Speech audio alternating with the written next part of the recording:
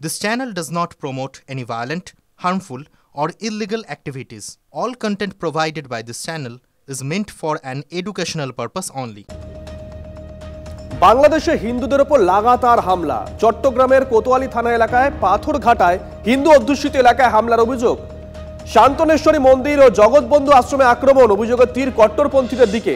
ধর্মীয় প্রতিষ্ঠানের পাশাপাশি বেশ কিছু হিন্দু বাড়িতে ভাঙচুর চালানোর অভিযোগ।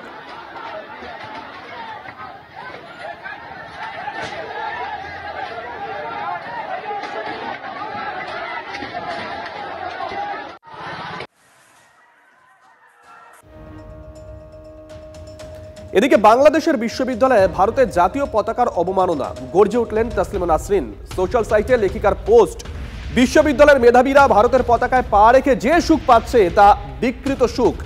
একই সঙ্গে তাসলিমা লিখেছেন, পাকিস্তান আমাদের শত্রু দেশ হলেও তাদের পতাকা পোড়াবো না, পায়ে মারাবো না। বাংলাদেশ ক্রমশই অশিক্ষিত, অপ্রকৃতিস্থ লোকের দেশ হয়ে উঠছে বলেও আক্ষেপ সাহিত্যিকের গলায়।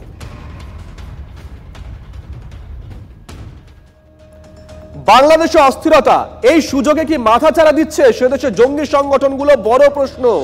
হিন্দু ব্যবসায়ীকে গ্রেপ্তার করে নিয়ে যাওয়ার সময় জিহাদি পতাকা হাতে উল্লাস, যে ছবি ধরা পড়েছে, সোশ্যাল মিডিয়া ভাইরাল হয়েছে যে ছবিটা একবার দেখুন। বাংলাদেশের নারায়ণগঞ্জে রূপগঞ্জের ছবি ভাইরাল হয়েছে। হিজবুত তাহরির নামে জঙ্গি সংগঠনকে হাসিনা সরকার নিষিদ্ধ করেছিল। বাংলাদেশে পালাবদলের পরেই সেই নিষেধাজ্ঞা উঠেছে। হিন্দুদের ওপর নির্যাতনের মাঝেই কট্টরপন্থী হিজবুত তাহরির আস্ফালন। জায়গায় জায়গায় জিহাদি পতাকা হাতে রাস্তায় কট্টরপন্থী উগ্রপন্থা।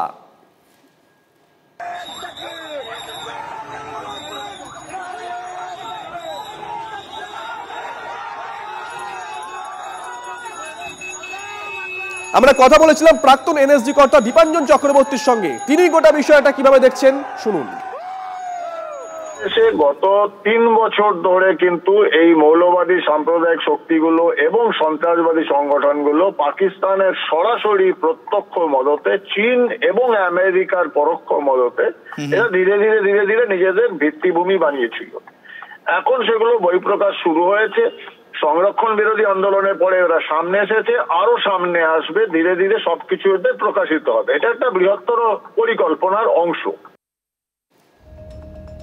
বাংলাদেশে অস্থিরতা, এই সুযোগে কি মাথাচাড়া দিচ্ছে সে দেশে জঙ্গি সংগঠনগুলো? ছবি অন্তত সে কথাই বলছে। হিন্দু ব্যবসায়ীকে গ্রেপ্তার করে নিয়ে যাওয়ার সময় জিহাদি পতাকা হাতে উল্লাস। বাংলাদেশের নারায়ণগঞ্জের রূপগঞ্জের ছবি ইতিমধ্যেই ভাইরাল হয়েছে।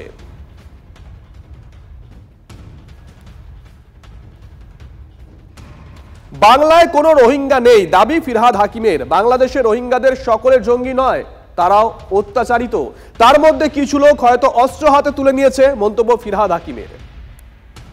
এখানে কোনো রোহিঙ্গা বলে কিছু নেই। আর রোহিঙ্গা যারা বাংলাদেশে আছে, আমি যতদূর জানি, তারা সবাই যে টেরোরিস্ট তা নয়, তারা অত্যাচারিত বার্মায়। তার মধ্যে কিছু মানুষ নিশ্চিতভাবে হয়তো আর্মস হাতে নিয়েছে, কিন্তু তার মানে একটা সেক্টকে পুরোপুরি আপনি টেরোরিস্ট বলে দেবেন, এটাও ঠিক নয়। কিন্তু আমাদের এখানে কোনো রোহিঙ্গা নেই।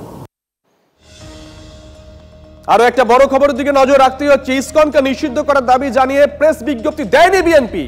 ভুয়ো প্রেস বিজ্ঞপ্তি তৈরি করে প্রচার করা হচ্ছে দাবি সে দেশের ফ্যাক্ট চেক প্রতিষ্ঠান বুম বাংলাদেশের। বড় খবর, গত 27 নভেম্বর এক ব্যক্তির অ্যাকাউন্ট থেকে বিজ্ঞপ্তির ছবিটি পোস্ট করা হয়, জানিয়ে বিএনপির নামে তৈরি হয় জোর বিতর্ক, যদিও যা ভুয়ো বলেই দাবি করা হয়েছে।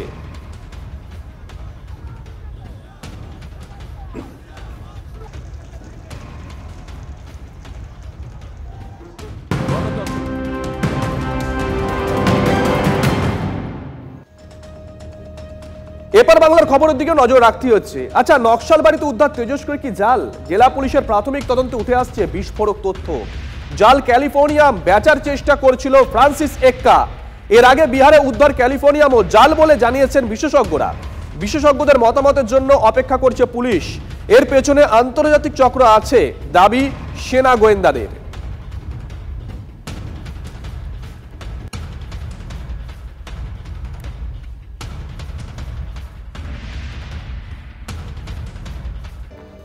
ফিরে এলাম ব্রেকের পর। পুকুর ভরাট করে বেআইনিভাবে বাড়ি নির্মাণের অভিযোগ কাঠগড়ায় তৃণমূলের গ্রাম পঞ্চায়েত সদস্যা।